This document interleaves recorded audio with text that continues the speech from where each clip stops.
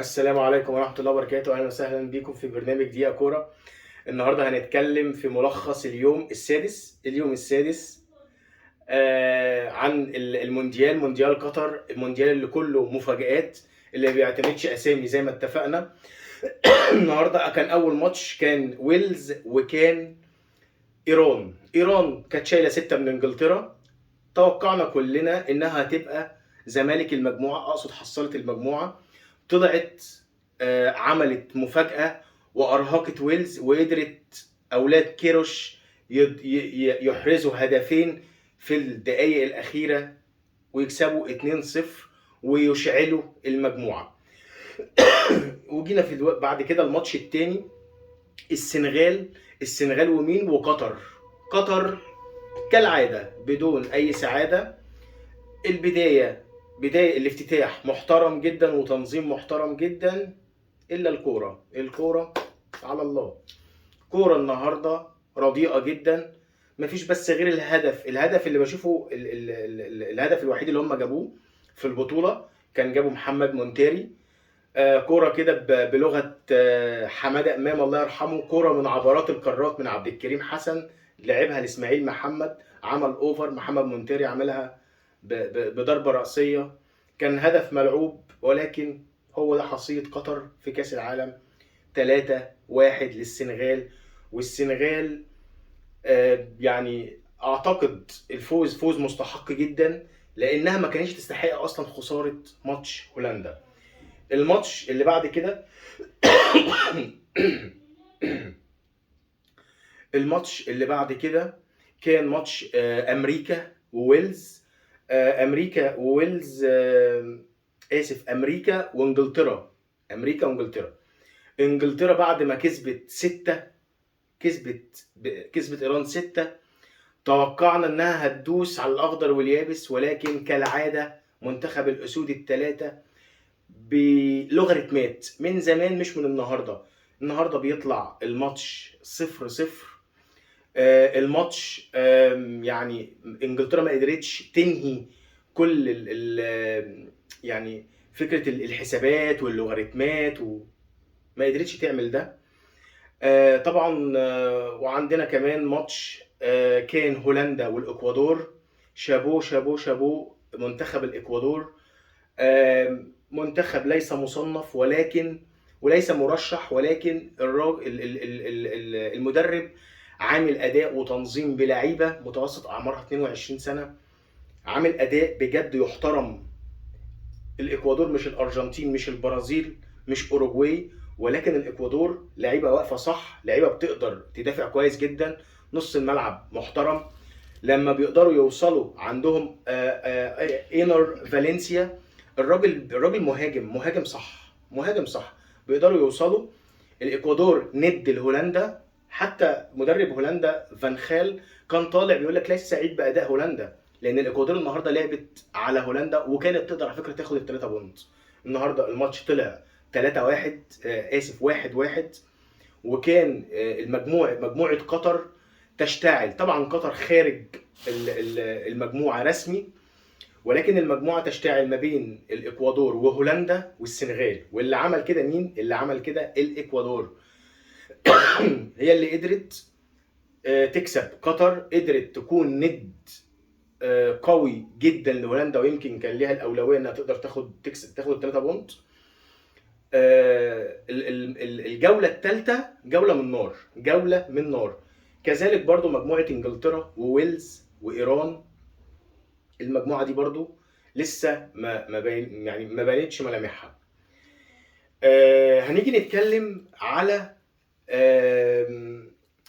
يعني الزملكاويه. هو حضرتك يعني انا عايز افهم حاجه، يعني عقد الرعايه بالنسبه للاهلي ان هو اعلى او اقل ايا كان. انا كشركه اتكلمنا في الموضوع ده قبل كده، بس يعني ايه، الموضوع بقى دمه تقيل. يعني انت هو ايه اشمعنى؟ يعني احنا مش نادي اشمعنى. انت النهارده انا كشركه راعيه هدفع في سين مليون مثلا، مليون، وهدفع في صاد جنيه. انا عارف ان سين ده لما ادفع فيه المليون هيجيب لي ملايين، وعارف لما ادفع في صاد ده جنيه هو ده مقامه، ده اللي اقدر اكسب منه. يعني انا بيبقى فيه هامش ربح او يقدر يكسب من ابو جنيه ده، لان لو دفع اكتر هيخسر.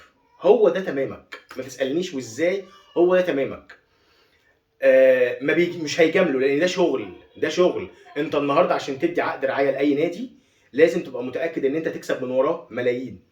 طبيعي طبيعي الاهلي يكون اعلى رعايه، مش بطولات بس. والفكره مش فكره بطولات على فكره بس، لا، الفكره فكره براند، فكره ايمج، فكره ان انت لما تكون رئيس نادي محترم واقف قدام شاشه بتتكلم. اولا الشاشه دي ما بتظهرش عليها غير كل فين وفين، لما بتيجي تذكر حد عمرك ما بتيجي تشتم حد ولا تقل من حد. في حاجات كتيره قوي يا جماعه، عوامل كتيره قوي هي اللي بترجح كفه الاهلي عن الزمالك. حاجات كتيره قوي بعيده عن الكوره على فكره، مش كوره بس. البطولات، ما انت خدت بطولات وكنت السنه دي والسنه اللي فاتت واخد بطولات، ولكن انت يعني الفكره كلها ايمج. مشاكلك في الفيفا ايه؟ مشاكلك في الفيفا ايه؟ مشاكلك مع اتحاد الكوره ايه؟ مخالفتك ايه؟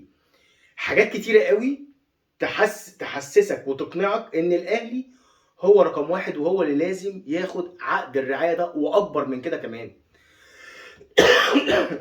فكره حبك للزمالك انا مقدرها جدا كزملكاوي، ولكن تعال نتكلم بيزنس. انت هتتكلم بيزنس، هتتكلم كشغل. الاهلي في حته تانية، ده شئت ام ابيت. هي يعني حته الاحترام، حته التقدير، حته الشخصيات اللي في النادي، حاجات كتيره قوي بترجح الاهلي. ولما تيجي تسال زملكاوي او اي مسؤول زملكاوي في لحظه صفا، هينطق باللي انا بقوله ده، هينطق بكلمه الحق، ان الاهلي حرفيا في حته تانية مش مجرد كلام. النهارده في خبر معانا، فرج عامر يرجع لرئاسه سموحه، ودي كانت حاجه برضو حاجه كويسه. يعني سموحه في الفتره اللي فاتت بعد ما فرج عامر مشي، حسينا ان سموحه بتقع، سموحه ما بقتش الند القوي، حتى في الصفقات مش احسن حاجه. وجود فرج عامر في سموحه حاجه مهمه زي كده الميه والهواء. طبعا النهارده بنيجي نتكلم، عايز اكمل كلامي برضو على حته فكره العقد الرعايه وكده. برضو هنعيد ونزيد برضو في الحته دي. عايز اتكلم تفصيلي، بس هنعمل لها حلقه دي ان شاء الله. يعني انت، هو الفكره مش مجاملات للاهلي ولا حد كاره الزمالك، لا، هي الفكره كلها ان حضرتك بتتعامل ازاي قاريا برضو، يعني كرياضه انت مستواك ايه في القاره على مستوى اللعبات كلها، مش كره القدم بس. فكره ان انت برضو حته الفيفا، انت عندك كوارث في عقود اللعيبه، شكاوى كتير، مواقف كتيره قوي بتبروز عقد الرعايه بتاعك. ده الزمالك. بالنسبه الاهلي الناس بتحترم نفسها قوي، وبتحترم نفسها قبل ما بتحترم الاخرين. النهارده لو في لاعب مشي من الاهلي، عمر ما الخطيب بيطلع يقول انت كان ليك صوره معايا عندك بالشبشب، ولا ليك ما اعرفش صوره عندك وانت بتشرب شيشه، ولا الكلام ده ما بيحصلش في الاهلي. وده ان دل فيدل على اناقه وروعه الاهلي في التعامل، وده اللي مش موجود في اي نادي تاني في مصر. شئت ام ابيت يا زملكاوي، الكلام ده انت فاهمه بس تكابر تصدقه. وبكده تكون انتهت حلقتنا. نتمنى الحلقه تكون عجبتك، يا ريت تعمل اشتراك للقناه ولايك وشير، ولو عندك اي تعليق او اي حاجه ما عجبتكش يا ريت تعلق على الفيديو. والسلام عليكم ورحمه الله وبركاته.